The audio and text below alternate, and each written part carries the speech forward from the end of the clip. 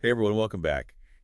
When you sent over these sources, I was immediately drawn to this chapter about ADD and family dynamics. It's like we all know families shape us, right? Mhm. But this really dives into the subtle ways those relationships and histories kind of ripple outward. Yeah, exactly. It's stories within stories, right? Mm. The title itself is giving us a clue. And this chapter is part 3, so we're already deep in it. Which means we're ready for it. Yeah. And the thing that hooked me is this idea that a family's dynamics can almost mirror the struggles someone with ADD might be facing individually. Oh, I see what you mean, yeah. Like the author talks about how so many parents seeking help, their lives are just packed, hectic schedules, their own stuff they haven't dealt with. Yeah. And the author even uses their experience with Ray as an example, which I thought was really powerful, personally. It makes it real, doesn't it? And the author, that they're seeing this pattern over and over again in their practice. It's not just about the kid's symptoms in isolation. Right. It's the whole ecosystem. Exactly. So you start to wonder, how much is the family system itself, maybe not causing ADD, but playing a role? And then there's this idea of hidden stress, which I think is so insightful. Like so many parents the author works with, they've normalized this really high level of tension. Almost like they don't even see it anymore. Yeah. It's just their baseline. But for a kid, especially one sensitive to that kind of stuff, that constant undercurrent, it can be hugely impactful. And the author makes a great point. It's not always the big blow-up arguments. It's the low-level chronic stress, like always disagreeing, little resentments, just an anxious vibe in the house. Ugh, that drip, drip, drip. It's like, think about divorce. The author says it's often not the divorce itself that's the most damaging to a kid. That's the build-up to it, Yeah, all those years of tension beforehand. exactly. The author uses this phrase, subterranean damage, which I love, because it is like this invisible erosion happening beneath the surface. And developmentally, that makes sense. If a kid is constantly exposed to that negativity, it impacts their sense of security, Like, how can they learn to regulate their own emotions when the environment is so dysregulated? Okay, now this is where it gets even more interesting.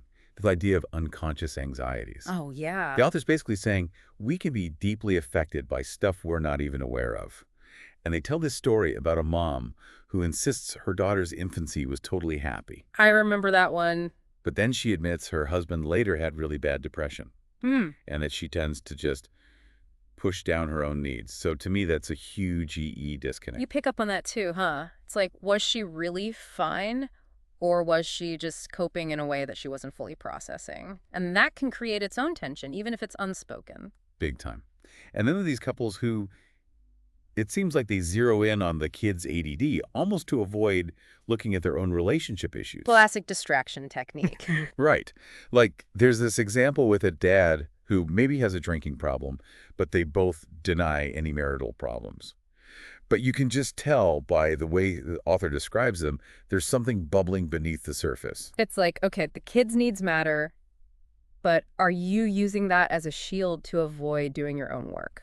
And then there's the whole unequal emotional labor thing, which, let's be real, often falls on moms. Yeah, the author even talks about their own experience with this. Right. And it can lead to burnout, resentment, even depression. I mean, there's a reason statistically women are more likely to be diagnosed with depression than men. It's a whole societal pattern, and it plays out in families in a big way. For sure. Now, the author also brings in some outside research, which I thought was cool, from Russell Barkley. Oh, yeah. Barkley's done a ton of work on ADD. And he found that families of kids with ADD, they actually have higher rates of stressful life events unrelated to parenting. Interesting. More marital problems, higher rates of separation and divorce, and higher rates of maternal depression. So it's validating what the author is seeing clinically. Right. It's like, okay, this isn't just anecdotal. This is a pattern.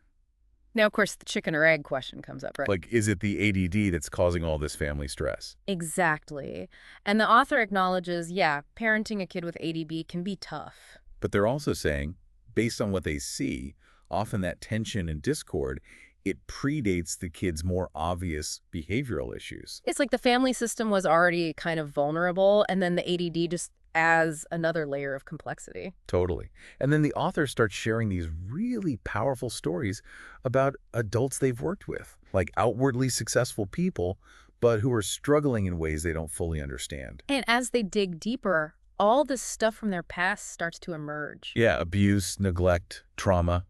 Sometimes they don't even consciously remember it. It's amazing how resilient people can be, right? Yeah. They develop these coping mechanisms that let them function, but it's almost like they're living with this. Like a wound they haven't treated. Ex- So there's this guy, Stefan, 30 years old, super sharp, but never finished high school. He's like, oh, my childhood was fine and dandy. Famous last words, right? But then we find out his mom was really physically disciplinarian, his dad was emotionally checked out, and yet he blames everything on biology. It's easier than facing the pain, to just be like, it's my genes, that's just who I am. Totally. Yeah. And then there's David, who feels scrambled all the time, really impulsive. His parents divorced, both drank a lot. His mom had a string of bad relationships. Sounds chaotic. He downplays being hit with a belt, says it wasn't that bad, minimizes his fear of his dad. The good old minimization technique. Right. It's so common when people have had tough childhoods. They shrink it down to make it manageable, but it still affects them, even if they don't want to see it. Oh, sure. And the author points out this thing. You'll hear people describing these really awful childhood experiences, and they'll be smiling. Or they'll use these flippant phrases, like stuff that, if it happened to someone else's kid, they'd be horrified. It's a defense mechanism, trying to control the narrative, But you're right, it's striking. So the author kind of compiles this list of recurring themes they've noticed in the childhoods of adults with severe ADD.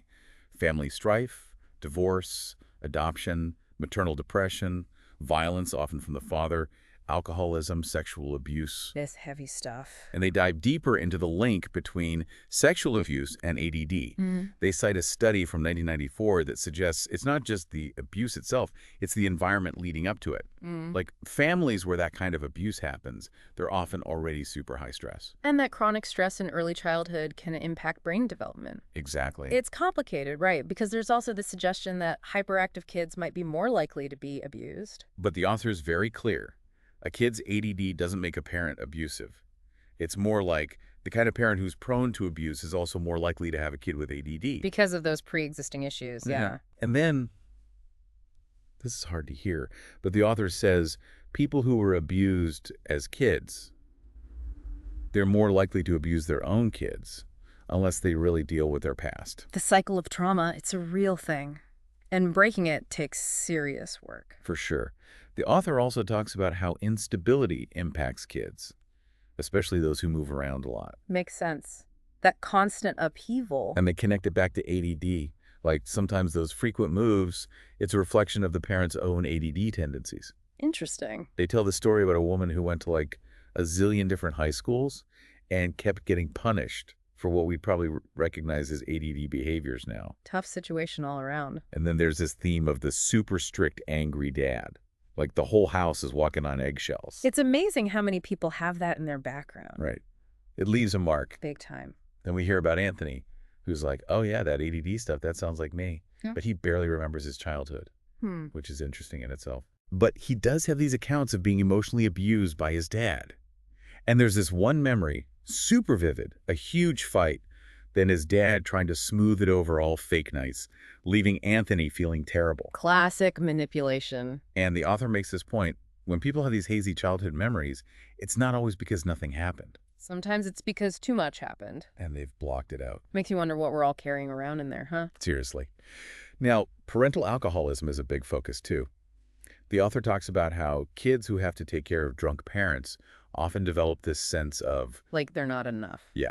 And they mention these statistics, like higher rates of parental alcohol use in families of kids with ADD.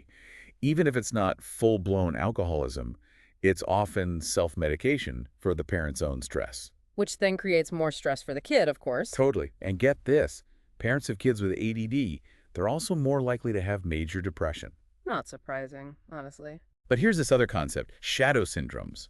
Like maybe not full-blown depression, but enough to affect how you parent.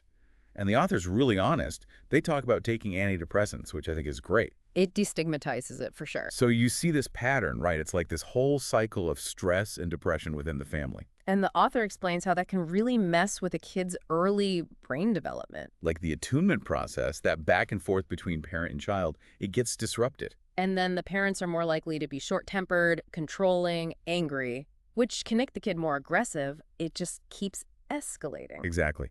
So the author's really emphasizing look beyond the immediate family. Go back further. To understand where all this is coming from. They talk about this woman, Marilyn, who learned about her mom's childhood and it suddenly made her own childhood make more sense. It's like those generational patterns, they become clearer. Totally. And there's this research finding. Parents of ADD kids, they're more likely to be isolated from their extended families. So it's not just the nuclear family, it's this wider lack of support. Which makes it even harder. Yeah. Now, I love this quote the author includes from Lance Morrow. He talks about boxes within boxes like those Russian nesting dolls. Oh, that's a good one. It captures this idea that we're all carrying this legacy of family history, these stories within stories stretching back generations. And we're shaped by them, whether we realize it or not. Big time. And the author even reflects on their own experience, like how their childhood affected their kids. Owning that takes courage. They're not making excuses, but just acknowledging it's a reality. Which is the first step to breaking those patterns. And then they touch on how society puts so much pressure on families in general, It's the bigger context, right? like the economy, lack of support systems. All that stuff plays a role. So we keep coming back to this idea, our families are made up of these concentric stories. Yeah. The grandparents, the parents, the kids, It's all connected. and influencing each other. Okay, so the author ends on this note of, Hope. yeah, like we inherit these stories, but we're not doomed to repeat them. We have agency.